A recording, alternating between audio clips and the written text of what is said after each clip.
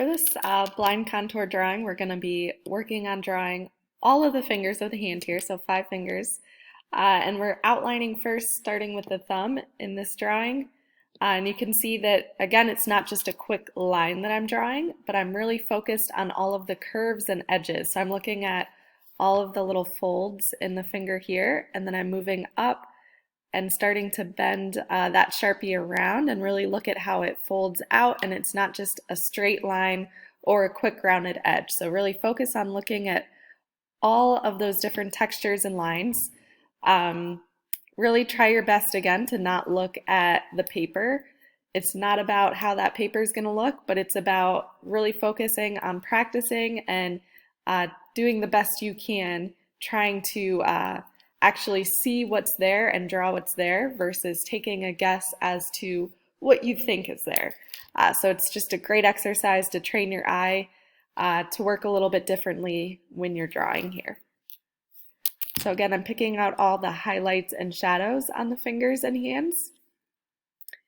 And I'm just quickly outlining those with where they would be. So eventually when I do my contour drawings and I start shading and using cross contour, I can actually fill in those areas that are darker with some shadow and some different darker lines, and that's going to help to really create form.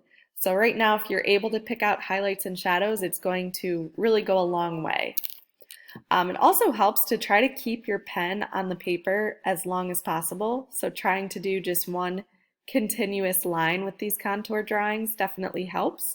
But if you do need to pick up your pen, that is fine. It definitely helps to force you to focus on the actual line and what's actually there when you do keep your pen down on the paper. But pick it up for highlight, shadows, and then those additional lines that you need to add.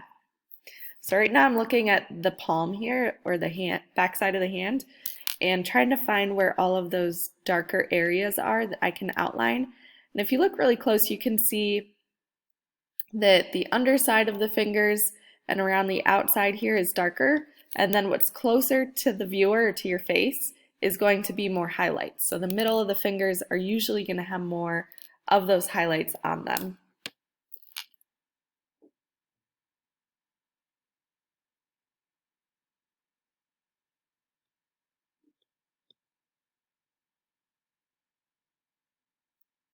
So you can see there's lots of details that I'm adding. I'm not just outlining the fingers and adding the fingernails, but I'm adding all of those details and textures inside the hand as well. So try your best to find those, pick those out. When you think you're done, look for more detail that you might have forgotten.